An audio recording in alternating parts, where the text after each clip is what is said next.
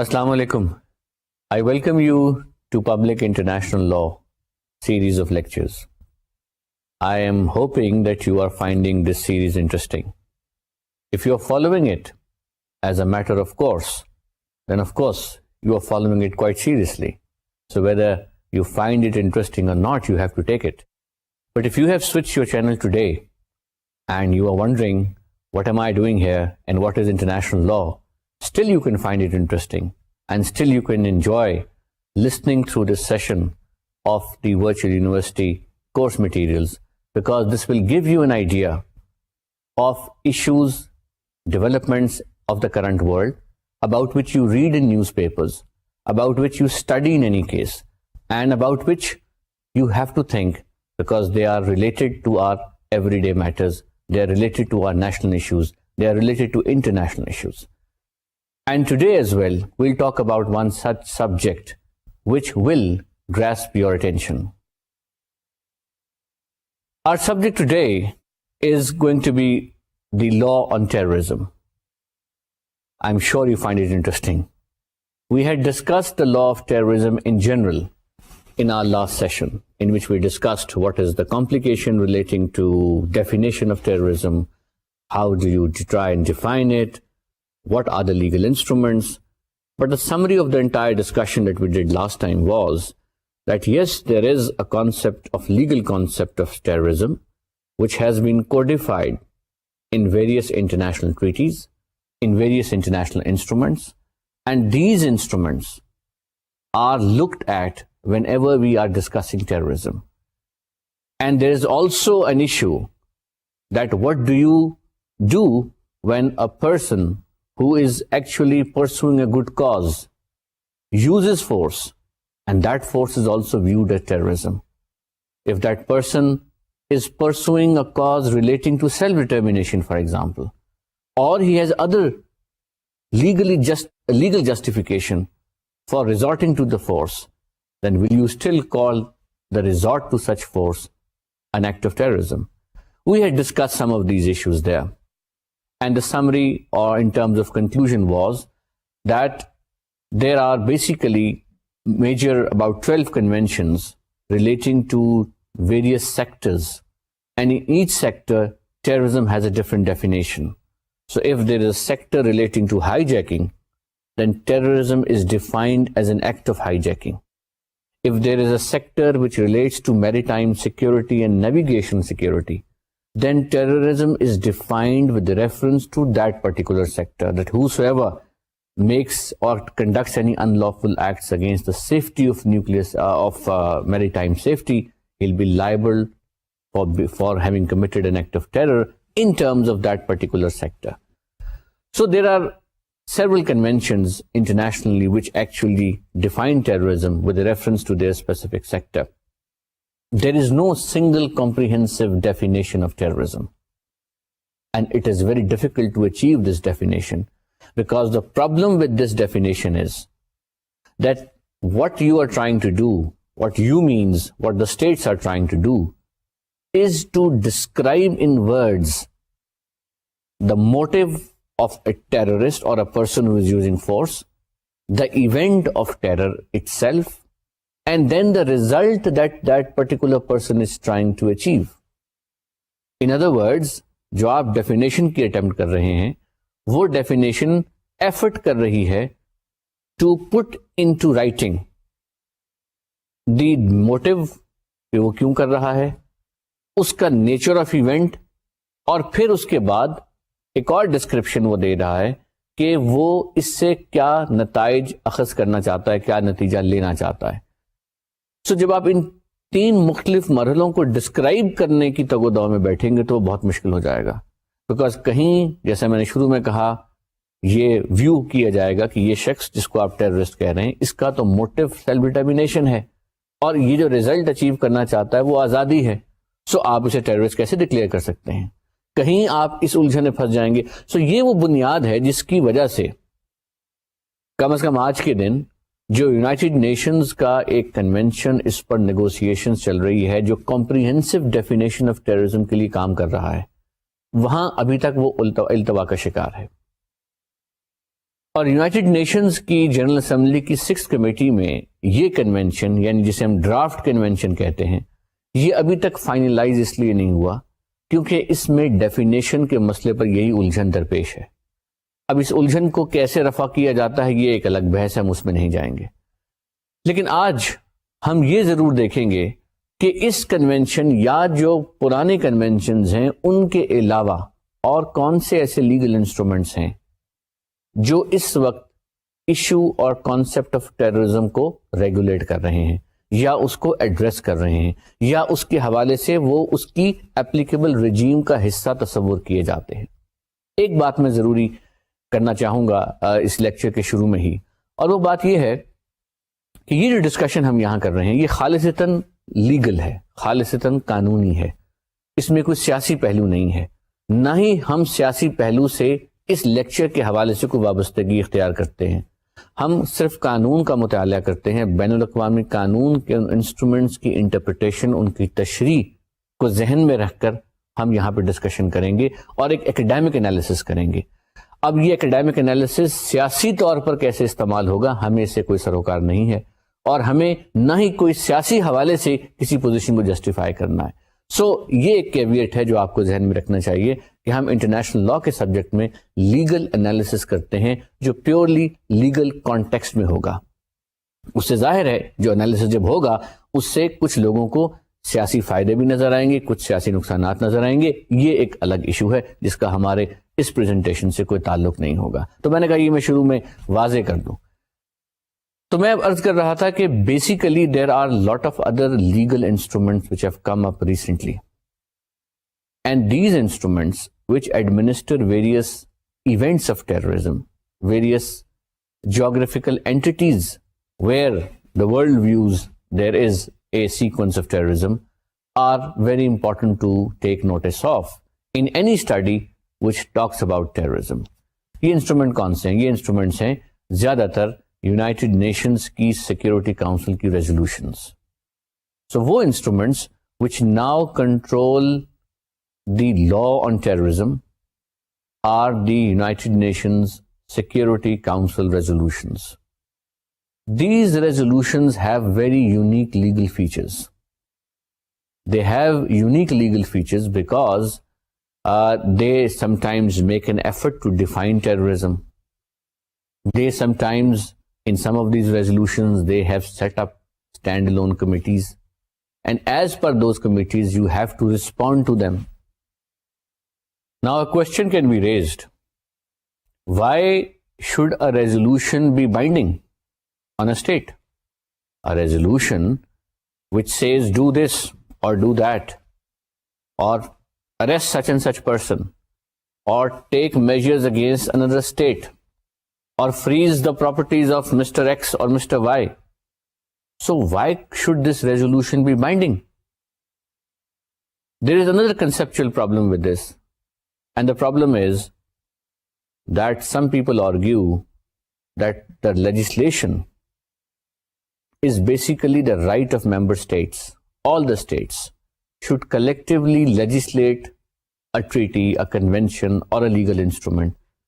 And once they have done it, then they are morally bound by that treaty, which they have collectively negotiated or drafted or mutually consulted with.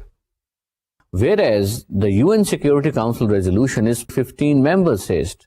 So why should these 15 member states have the right to make a law or a discipline for all other remaining states of the United Nations? There is some substance in this criticism. And the substance is to the extent that yes, in terms of Chapter 6 and Chapter 7 of the United Nations Charter, the Security Council is supposed to respond to a situation of crisis. Whenever there is an internet threat to international peace and security, whenever that threat occurs, whenever that particular event takes place, then the Security Council should be mobilized and address that situation by passing a specific resolution. So Security Council urgent measures must be taken when there is a specific event, and that there should not be legislation of a permanent character done by the Security Council.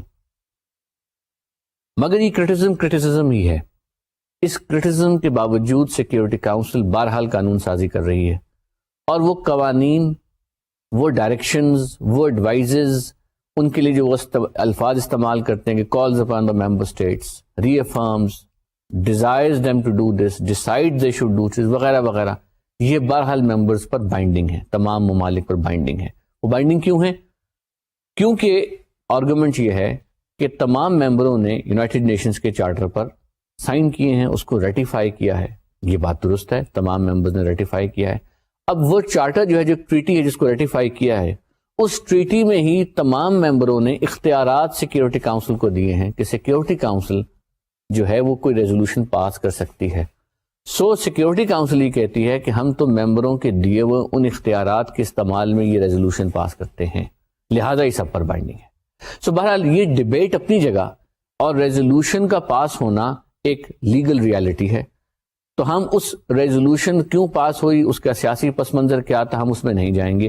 ہم resolution کے text کو دیکھتے ہیں, اور ان resolutions کو دیکھتے ہیں جو ہمارے خیال میں امپورٹنٹ ہیں from the stand point of the law on terrorism. میں اوور ویو ایک بتا دوں. یہ 12, 13, 14 ریزولوشنز ہیں جو گزشتہ کئی 2-3 سال میں آئی ہیں. یہ 12, 13, 14 میں نے اس لیے کہا کیونکہ اس میں سے کچھ ایسی ہیں جو ریلیونٹ نہیں ہیں, کچھ ایگزسٹنگ ریزولوشن کی کوئی ضمنی وضاحت ہے, کوئی جو ہے کوئی پروسیجرل سائٹ کو دیکھ رہی ہے, تو اس کو ہم سبسٹینٹیو نہیں کہتے, اس کو ہم کہتے ہیں پروسیجرل ریزولوشن ہے. لیکن بنیادی طور پر یہ 11 ایسی ریزولوشنز ہیں جو افغانستان سے شروع ہوتی ہیں, اور اس کے ایونٹ کو, اسامہ بن لادن کی ایونٹ کی کوگنیزنس لیتی ہیں, اور اس کے بعد پھر 9/11 کا ایونٹ ہوتا ہے. اس کے بعد یہ ریزولوشن جو ہیں یہ 2005 تک آ جاتی ہیں, جو مختلف لیولز پر جو ہیں مختلف ریجیمز پرووائڈ کرتی ہیں, مختلف قدغن لگاتی ہیں, مختلف آبلیگیشنز ممبر اسٹیٹس پہ کریٹ کرتی ہیں. اب ہم ان میں سے چند سلیکٹیو انسٹرومنٹس کو آپ سے متعارف کروائیں گے اور ڈسکس کرتے ہیں کہ ان میں کیا کیا لیگل آبلیگیشنز ہیں اور وہ کیسے اس میں انٹیگریٹ ہوئی ہیں. جو سب سے امپورٹنٹ ریزولوشن ہے جو لا آن ٹیررزم میں, وہ ہے 1267 آف 1999. یہ وہ سیکیورٹی کاؤنسل کی ریزولوشن ہے جو افغانستان کے کانٹیکسٹ میں آئی. آپ کو یاد ہوگا سیاسی بیک گراؤنڈ اس کا یہ تھا کہ تنزانیہ میں 1-2 اور جگہوں پر یو ایس کی ایمبیسیز جو تھیں ان کو اٹیک کیا گیا, اور پھر یو ایس اے نے اپنے ہی ملک میں یونائٹڈ اسٹیٹس میں ایک مقدمہ شروع کیا اسامہ بن لادن کے خلاف, اور اس مقدمے میں انڈائٹمنٹ لی جسے ہم چارج کہتے ہیں. اور اس کے بعد اس معاملے کو لے کر United States U N security council میں آیا اور یہ کہا کہ یہ جو معاملہ ہے کہ یہ جو یو ایس سٹیزنس کو ٹارگٹ کیا جا رہا ہے اور یو ایس کے دوسرے نیشنلز کو پراپرٹیز کو ٹارگٹ کیا جا رہا ہے, یہ ایک بڑا کمپلیکیٹڈ ایشو ہے, یہ انٹرنیشنل ٹیررزم کا ایشو بھی ہے. یونائٹڈ نیشنز کی سیکیورٹی کاؤنسل نے بحث کے بعد یہ ریزولوشن ایشو کی, اور اس میں ان واقعات کا ذکر ہے. آئیے ہم آپ کو اس کے ریلیونٹ پورشنز سنواتے ہیں اور دکھاتے بھی ہیں. Deploring the fact that Taliban continues to provide safe haven to Osama bin Laden and to allow him and others associated with him to operate a network of terrorist training camps from Taliban-controlled territory and to use Afghanistan as a base from which it sponsors international terrorist operations, noting the indictment of Osama bin Laden and his associates by the United States of America for inter alia 7th August 1998 bombings of the United States embassies in Nairobi, Kenya and Dar es Salaam, Tanzania, and for conspiring to kill American nationals outside the United States, and noting also the request of United States of America to the Taliban to surrender them for trial. تو آپ نے دیکھا کہ یہ موقف لیا گیا جو سیاسی طور پہ صحیح ہے, یہ غلط ہے, یہ ہمارا ایشو نہیں ہے. ہم اس کے لیگل فریم ورک کو دیکھ رہے ہیں کہ کیسے سیکیورٹی کاؤنسل کے اندر یونائٹڈ اسٹیٹس نے اپنا کیس بلڈ اپ کیا, اور اس کے بعد پھر یہ ریزولوشن جو ہے یہ پاس ہوئی. اور پھر کیا ڈٹرمینیشن کی جاتی ہے؟ ڈٹرمینیشن یہ کی جاتی ہے کہ آپ افغانستان یا طالبان کی جو حکومت ہے وہ وہاں پر سیف ہیون پرووائڈز کر رہی ہے ٹیررسٹ کو, لہٰذا اس کے خلاف کارروائی کی جائے, اور انہوں نے اسامہ کو بھی ہمیں سرنڈر نہیں کیا. پھر سیکیورٹی کاؤنسل خود فیصلہ کرتی ہے اور کیا ڈٹرمن کرتی ہے یہ دیکھیے. Determining that the failure of the Taliban authorities to respond to the demands in paragraph 13 of Resolution 1214 constitute a threat to international peace and security. یہاں سیکیورٹی کاؤنسل نے کہا کہ ہم اس نتیجے پہ پہنچتے ہیں کہ یہ انکار کرنا کہ اسامہ کو حوالے نہ کیا جائے یہ basically international peace and security کو تھریٹ کرتا ہے. یہ وہ الفاظ ہیں انٹرنیشنل پیس اینڈ سیکیورٹی کے جو UN چارٹر میں موجود ہیں. اس کے بعد پھر نیچے سے وہ ریزولوشن کہتی کہ ایکٹنگ انڈر چیپٹر 7 دیکھیے acting under chapter 7 of the charter of the United nations insist that the Afghan faction known as the Taliban, which also calls itself the Islamic Emirate of Afghanistan, comply promptly with its previous resolutions and in particular cease the provision of sanctuary and training for international terrorists and their organizations, take appropriate effective measures to ensure that the territory under its control is not used for terrorist installations and camps or for the preparation or organization of terrorist acts against other states or their citizens, and cooperate with efforts to bring indicted terrorists to justice. Demands that the Taliban turn over Osama bin Laden without further delay to appropriate authorities in a country where he has been indicted or to appropriate authorities in a country where he will be arrested and effectively brought to justice. Decides that on 14th November 1999, all states shall impose the measures set out in paragraph 4 below. Paragraph 4 کے measures کیا ہیں؟ Decides further that in order to enforce paragraph 2 above, all states shall deny permission to any aircraft to take off from or land in their territory if it is owned, leased or operated by or on behalf of the Taliban as designated by the committee established by paragraph 6 below, unless the particular flight has been approved in advance by the committee on the grounds of humanitarian need. اب تمام member states پہ کیا obligation ڈالی گئی کہ آپ Afghanistan air line یا ان کی کوئی بھی ایئر لائن کو لینڈ ہونے یا اس کو اپنی ایئر اسپیس استعمال کرنے نہیں دیں گے. اس کو استعمال you will not allow it to operate on your territory. یہ obligation وہ تھی جو تمام ممالک کو امپوز کرنا پڑی. پاکستان کے پاس بھی کوئی چوائس نہیں تھی بیکاز پاکستان چونکہ یونائٹڈ نیشنز چارٹر کا سگنیٹری ہے اس کو ریٹیفائی کیا ہوا ہے so Pakistan had to comply with that. so آپ کو یاد ہوگا کچھ عرصے پہلے یہ باقاعدہ ایک نوٹیفیکیشن ایشو ہوا اور اس میں یہ ہوا. پھر ایک اور اسٹیپ جو سیکیورٹی کاؤنسل کی ریزولوشن ڈیمانڈ کرتی ہے freeze funds and other financial resources including funds derived or generated from property owned or controlled directly or indirectly by the Taliban or by any undertaking owned or controlled by the Taliban.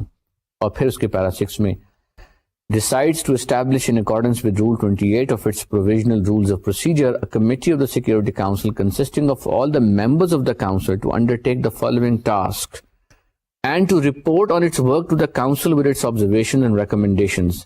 To seek from all states further information regarding the action taken by them with a view to effectively implementing the measures imposed by paragraph 4 above. یہ resolution یہ کہہ رہی ہے یہ اس کا یہ portion یہ کہہ رہا ہے کہ آپ فنڈز کو بھی فریز کریں گے آپ یہ ایکٹس کریں گے اور اس کے بعد سیکیورٹی کاؤنسل ایک اسپیشلائز کمیٹی بنا رہی ہے.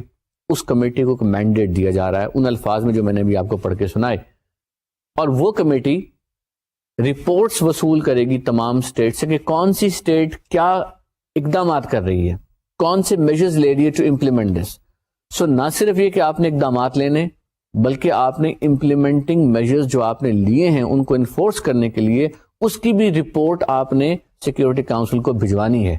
اور پھر وہ کمیٹی جو سیکیورٹی کاؤنسل نے قائم کی وہ کمیٹی ان رپورٹوں کا جائزہ لے کر اپنی ریکمنڈیشن پہ سیکیورٹی کاؤنسل کو بھجوائے گی یہ دیکھتے ہوئے کہ کون سا ملک کس حد تک ان کو انفورس کر رہا ہے.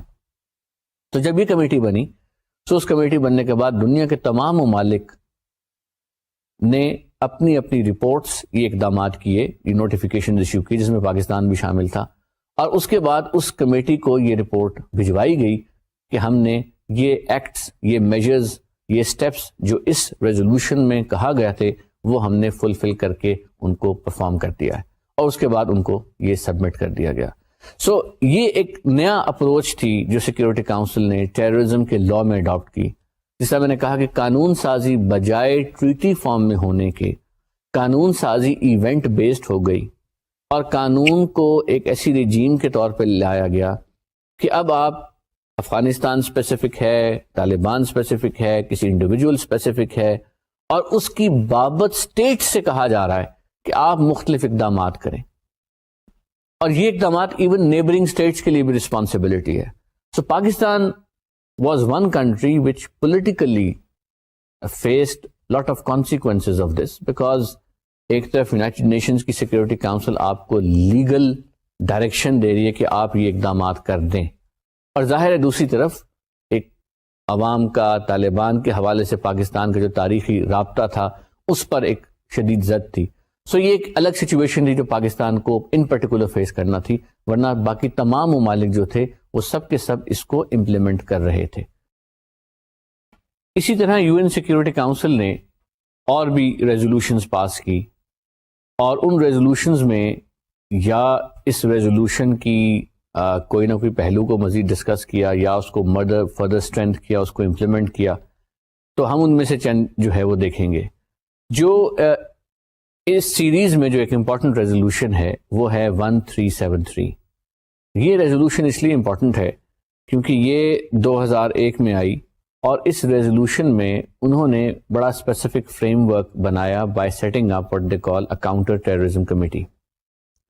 اس میں کچھ آبلیگیشنز ممبر ممالک پہ ڈالی کہ آپ نے یہ کام کرنے ہیں، یہ کام نہیں کرنے.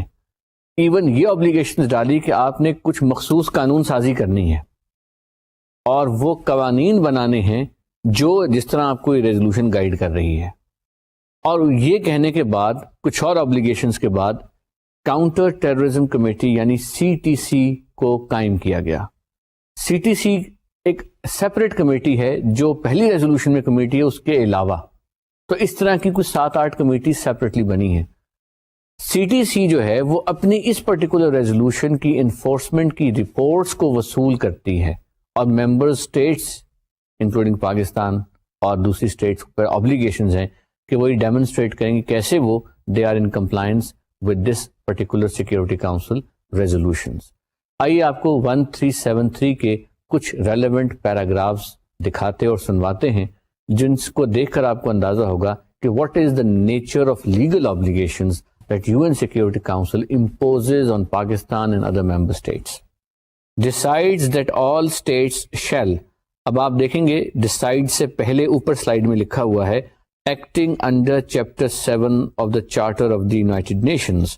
اب یہ چیپٹر 7 وہ ہے جس کے نیچے جب ریزولوشنز پاس ہوتی ہیں تو they are binding. Decides that all states shall. کیا کریں گی states? A. Prevent and suppress the financing of terrorist acts.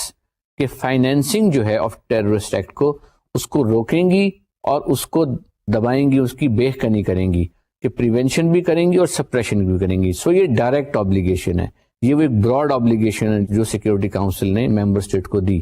دوسری آبلیگیشن کیا ہے؟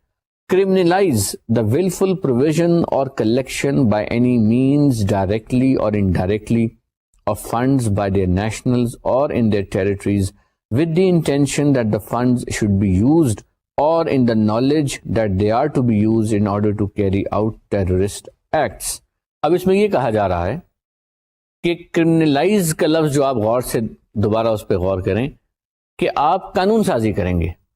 criminalize کہ ممبر اسٹیٹس کیا کریں گی؟ قانون سازی کریں گی. کس بابت؟ یہ وہ اوفینسز ہیں جو سیکورٹی کاؤنسل نے اب کوگنیزیبل بنا دی ہیں، جسے آپ عام زبان میں کہیں قابل دست اندازی ہے پولیس. سو یہ وہ اسپیشل ایونٹس ایکٹس ہیں جو سیکورٹی کاؤنسل اب آئیڈینٹیفائی کر رہی ہے کہ یہ اب اوفینسز ہیں، اور آپ نے بطور ممبر ملک اس پر قانون سازی بھی کرنی ہے اگر آپ نے قانون سازی پہلے نہیں کی بھی. سو جب ممبر ممالک پر یہ آبلیگیشن آئی تو پھر اس پر بھی بڑی لے دے ہوئی کہ یہ آبلیگیشن کی ایگزیکٹ نیچر کیا ہے، اس کا فریم ورک کیا ہے، اس کے فیچرز کیا ہیں، وہ امپلیمنٹ کیسے ہوگی. اس پر بھی سیپریٹ رائٹنگز ہیں، سیپریٹ رپورٹس ہیں، گائیڈ لائنز ہیں. مگر سر دست ایونچولی یہ ہوا کہ کہا گیا کہ ممبرز جو ہیں وہ یہ ایگزامن کریں کہ وہ ان کو کرمنلائز یا قانون سازی کی ضرورت ہے کہ نہیں ہے. سو کئی ممالک نے بشمول میرا خیال ہے پاکستان نے بھی جو نقطہ نظر لیا وہ یہ تھا کہ ہمارے پاس اکثر قوانین جو ایگزسٹ کر رہے ہیں وہ کافی ہیں کہ جو اسپیشل اوفینسز سیکورٹی کاؤنسل نے بنائے ہیں ہم اگر وہ offense پاکستان میں یا کسی اور ملک میں ہوتا ہے تو وہاں کا ایگزسٹنگ لا، یعنی پاکستان پینل کوڈ ہے تو وہاں ہو سکتا ہے یو ایس ایس آر کا U S S R penal code ہو یا رشین پینل کوڈ ہو، اب تو یو ایس ایس آر نہیں رہا، یا یو ایس کا یو ایس پینل کوڈ ہو، یا میکسیکو کا میکسیکو کا پینل کوڈ ہو. اور پھر اکثر ممالک نے اسپیشلائز اسٹیچوز بنائے ہوئے ہیں جو تقریباً اینٹی ٹیررزم ایکٹ جیسے اسپیشلائز اسٹیچوز ہیں. پاکستان میں بھی ہے، انڈیا میں بھی ہے، ایران میں بھی ہے، دوسرے ممالک میں بھی ہے. سو ممالک نے کہا کہ ہمارے پاس یہ قوانین آلریڈی موجود ہیں، اور اگر یہ ایکٹیویٹی، یہ پرٹیکولر ایکٹس جو سیکورٹی کاؤنسل نے آئیڈینٹیفائی کیے ہیں، اگر یہ ہمارے ملک میں ہوتے ہیں تو ہم ان قوانین کے چارج فریم کر کے پروسیکیوشن کر سکتے ہیں، لہٰذا ہمیں قانون سازی کی ضرورت نہیں. سو ممالک نے یہ بھی کہا، کچھ نے کہا کہ ہاں ہم قانون سازی کریں گے وغیرہ وغیرہ. سو یہ ایک اسپیسیفک آبلیگیشن سیکورٹی کاؤنسل نے ممبر اسٹیٹس پہ ڈالی کہ آپ نے قوانین بنانے ہیں. پھر اس سے اگلا جو پیراگراف ہے اس میں سیکورٹی کاؤنسل قانون سازی کی بات نہیں کرتی بلکہ اسپیسیفک میجرز کی بات کرتی ہے. وہ کیا کہتی ہے یہ دیکھیے: freeze without delay funds and other financial assets or economic resources of persons who commit or attempt to commit terrorist acts or participate in or facilitate the commission of terrorist acts of entities owned or controlled directly or indirectly by such persons and of persons and entities acting on behalf of or at the direction of such persons and entities, including funds derived or generated from property owned or controlled directly or indirectly by such persons and associated persons and entities.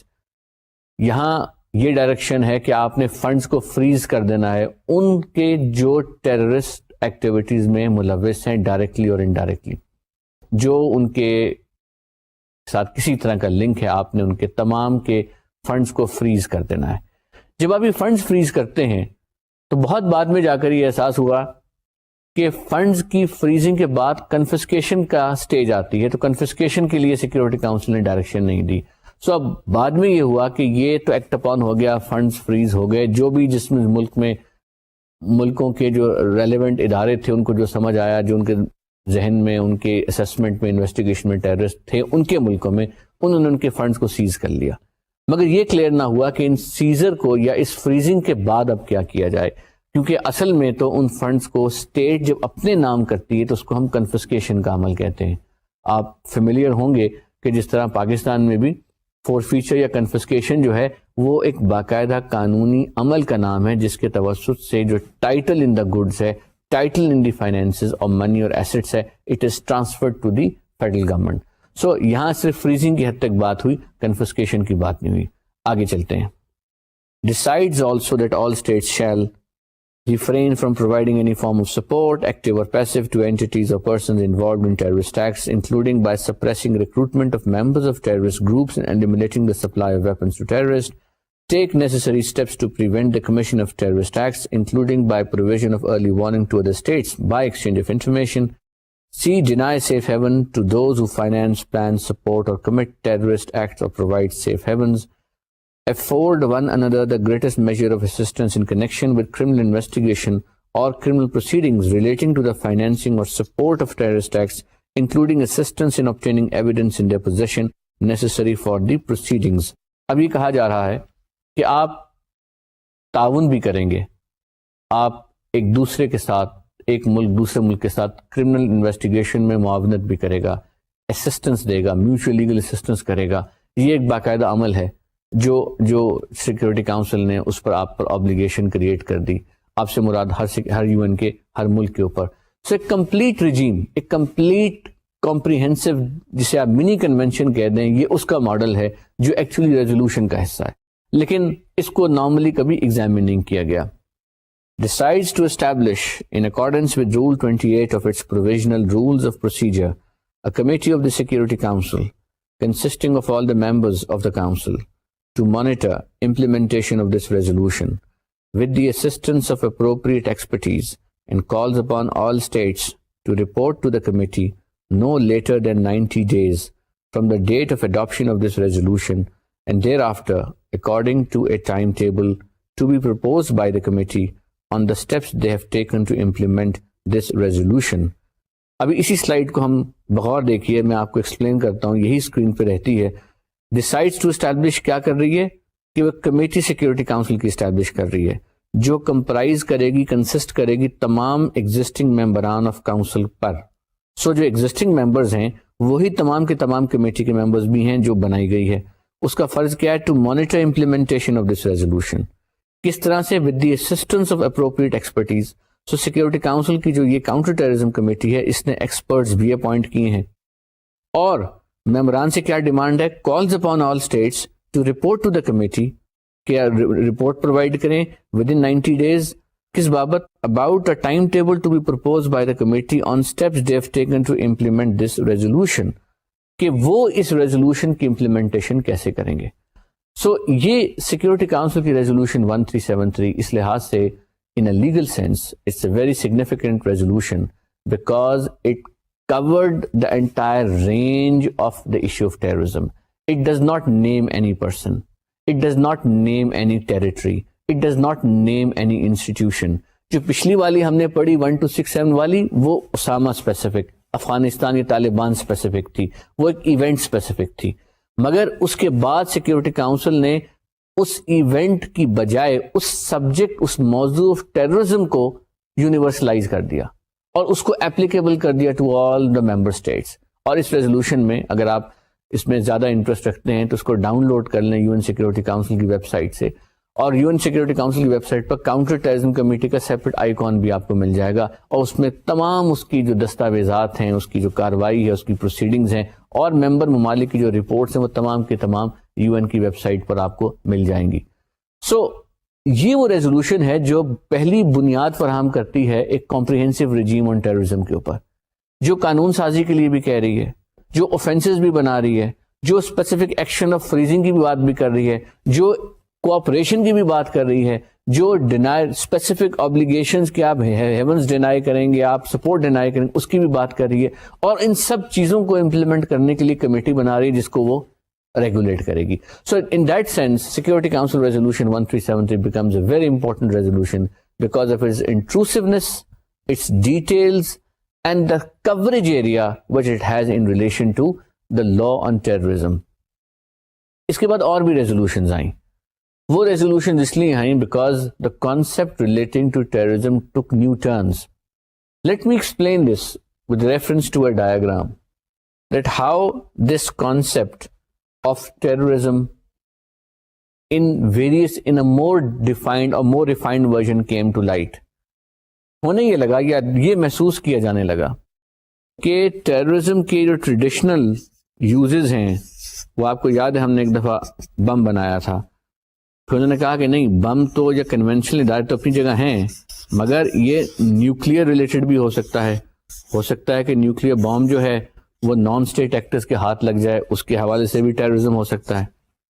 پھر یہ بھی سوچا جانے لگا کہ اگر جو کچھ بے شمار ممالک ہیں ان کے پاس ایسے کیمیکلز ہیں جو ڈیول یوز رکھتے ہیں تو ان ممالک یا اگر یہ کیمیکلز بھی ٹیررسٹ استعمال کریں تو وہ بھی ایک یونیک ایکٹ آف ٹیررزم ہوگا.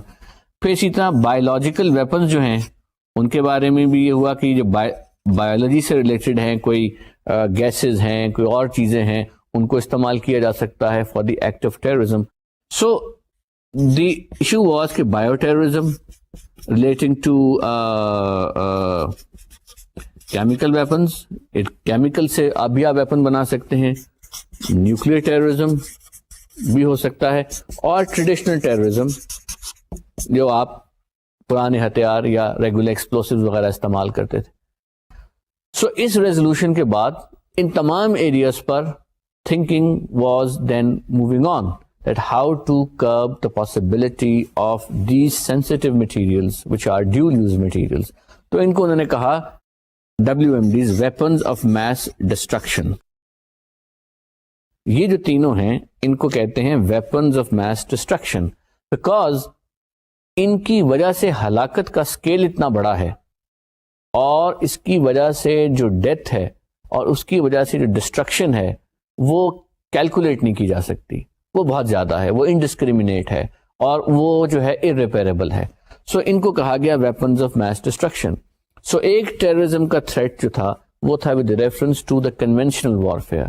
Now a new threat پہ ڈسکشن ہونا شروع ہو گئی کہ اگر جو sensitive weapons of mass destructions ہیں what if they fall into the hands of terrorists or if they wish to use them اور یہ کچھ چیزیں ایونٹ سامنے بھی آئے جب you S S are break up ہوا, رشیا بنا, بے شمار اور اسٹیٹس بنی, تو اس زمانے میں شاید آپ کو یاد ہو اخبارات میں یہ رپورٹیں آتی تھیں کہ جی جو یو ایس ایس آر کے سائنٹسٹ ہیں وہ کوشش کر رہے ہیں کہ ان کو کوئی مارکیٹس مل جائیں اور وہ سوٹ کیس میں رکھ کے چیزیں اسمگل کرنا چاہتے ہیں اور بے شمار خریدار پیدا ہو گئے وغیرہ وغیرہ.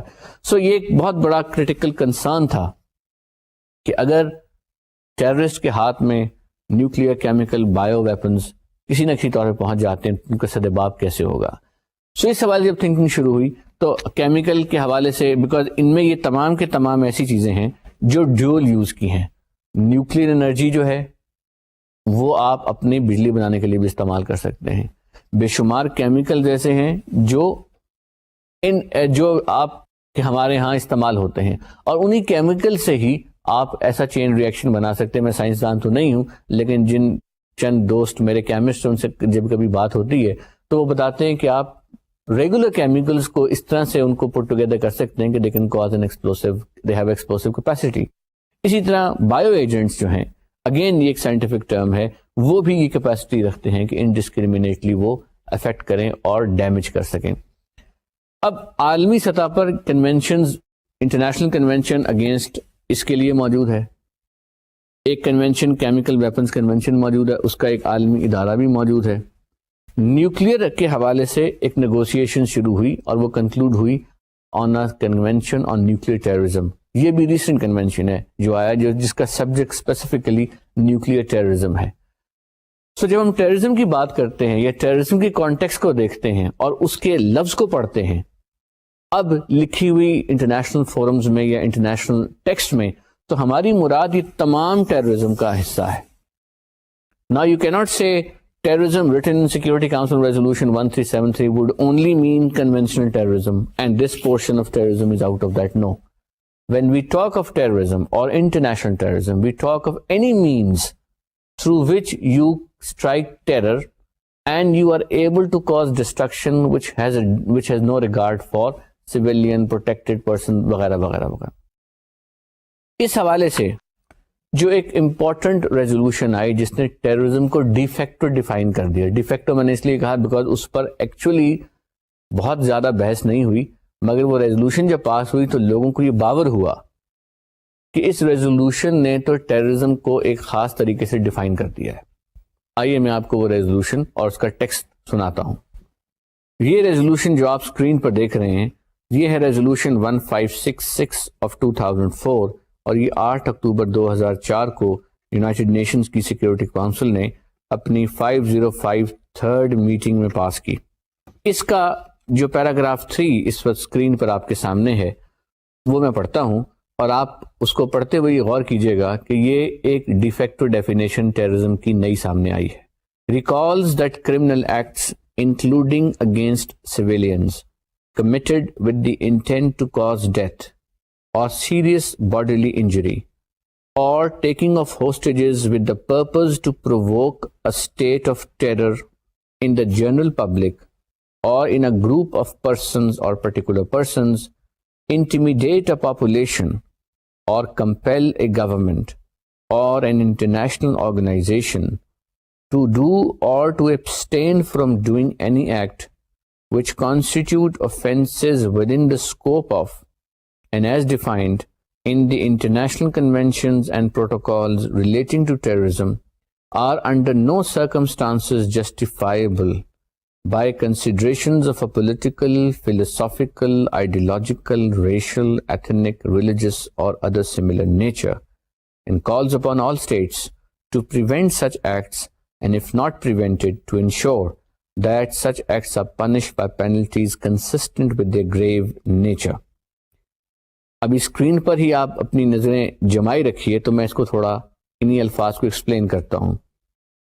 ریزولوشن کی فارمولیشن یہ ہے کہ کرمنل ایکٹس اگینسٹ سویلینس, یعنی جو ایکٹس اگینسٹ ملٹری ٹارگیٹس ہیں وہ ٹیررزم میں نہیں آتے.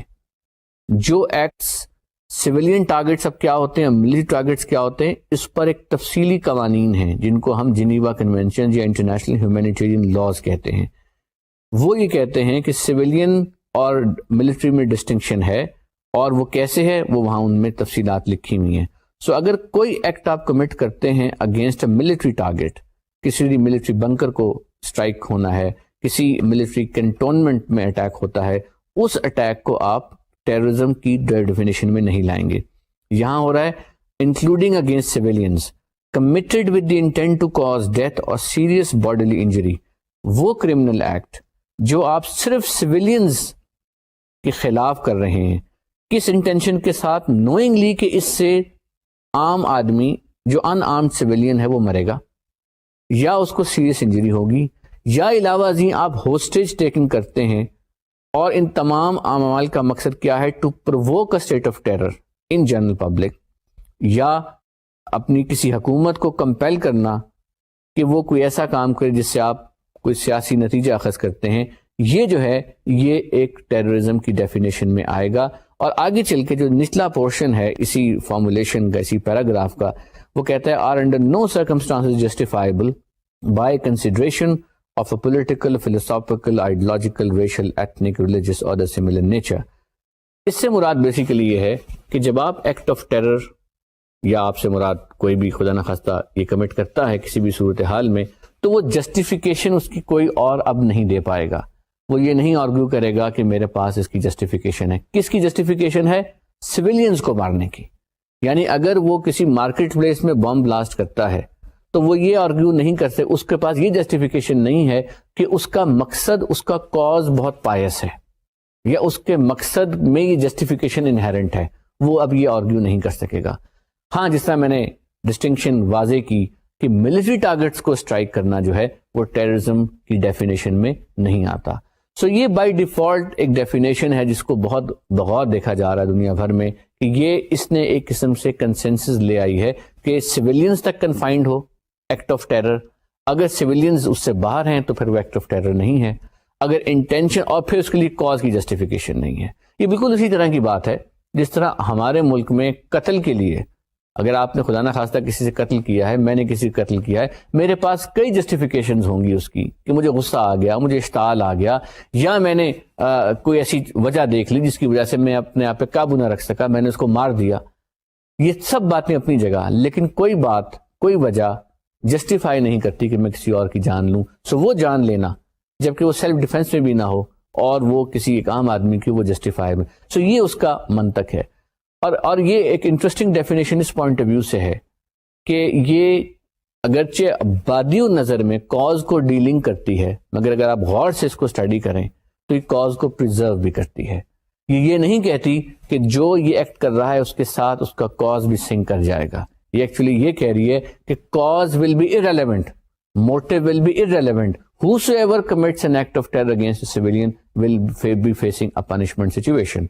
But again, it actually preserves the cause. So it's a matter of raising an argument within the framework of this formulation, which will be of great interest.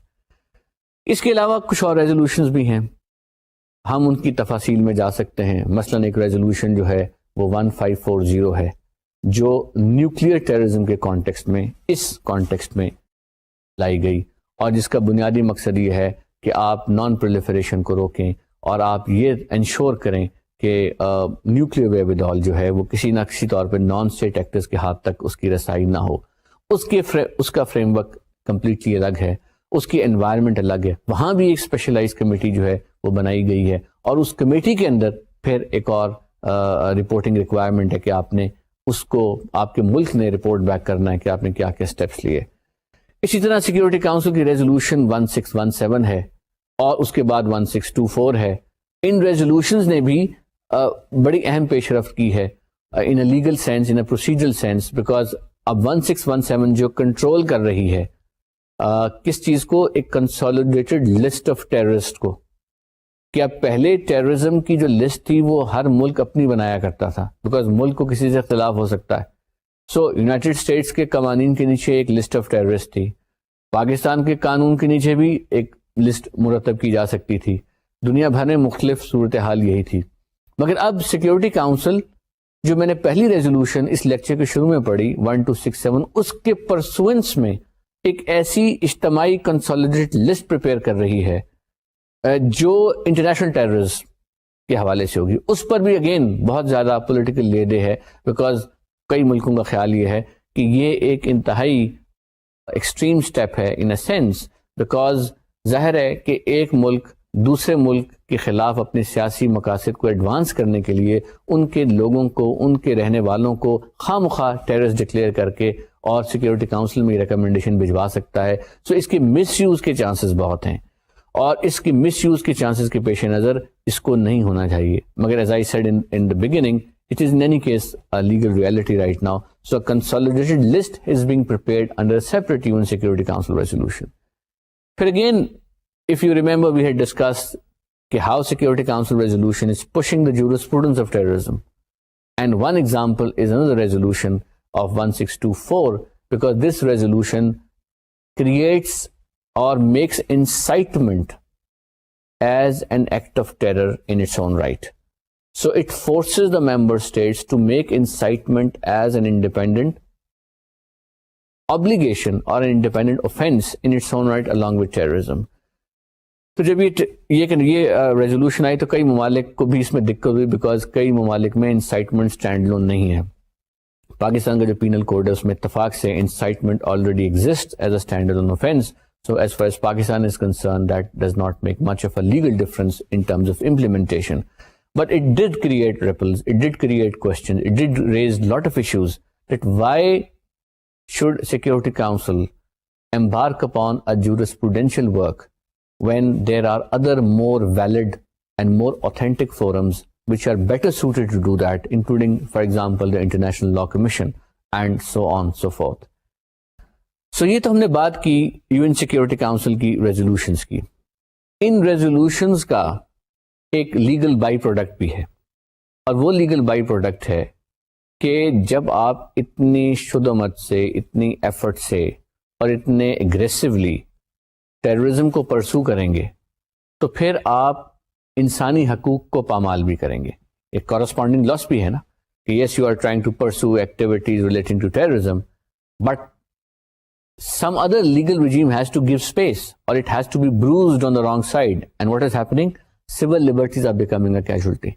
Human rights violations, which traditionally were unimaginable, are becoming almost a frequent happening. And they are being sanctioned by domestic laws of the states as well, based on these resolutions. For example, the extreme example is the Patriot Act of the United States.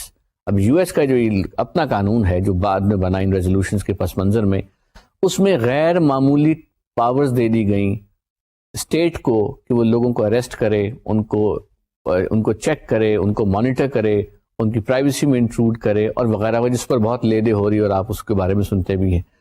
وہ لیدی اپنی جگہ، لیکن یہ fact ہے کہ جب آپ اس طرح کی قانون سازی کریں گے اور ان ریزولوشنز کو امپلیمنٹ کریں گے تو you will hurt lot of innocent people as well, because ہر آدمی تو ٹیررسٹ نہیں ہے.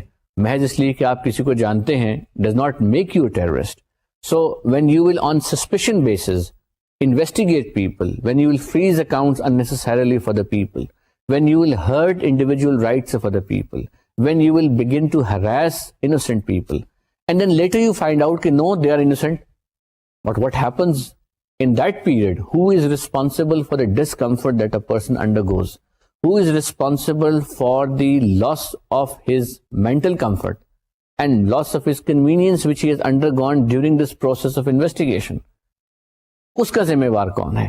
سو یہاں پر ایک اور ڈبیٹ ہمارے سامنے آتی ہے کہ جو لوگ there is an obligation on to compensate people who are being made subject matter of these resolutions, and that obligation of compensation is part of international law. So on one hand, if the states are choosing to pursue aggressively their goals towards terrorism and pursue them through investigation, by making aggressive laws, by freezing assets, by making sure, by taking preventive measures, then correspondingly they must make mechanisms whereby they can compensate those who are adversely affected and found innocent later on. Because that is the way the state will be able to justify, because ابھی تک تو state ایک balance strike کیے ہوئے تھی. Balance یہ تھا کہ آپ جب تک کسی کو مجرم نہیں مانتے یا اس تک اس کے انویسٹیگیشن کمپلیٹ نہیں کرتے, you cannot hold him responsible. But now you are presuming him to be responsible based on certain information. You take him through investigation. So the pain that he goes through, that pain has to be compensated for. So the debate is going on world over about how to balance out these extreme measures and how to provide relief in a legal sense. Should it be through restitution? Should it be through damages? Should it be through obligatory compensation? Should it be through any other mechanism? So all these are open questions. And since the law is developed so fast over the last few years means 3-4 years, that the corresponding law has yet to develop, but a dialogue and discussion has started.